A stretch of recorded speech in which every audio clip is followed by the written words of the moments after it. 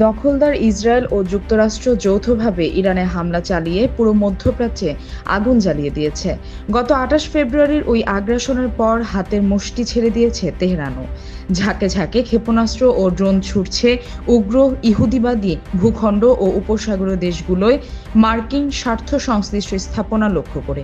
এবার জানা গেল তুরস্কেও ক্ষেপণাস্ত্র হামলা চালিয়েছে ইসলামী প্রজাতন্ত্র।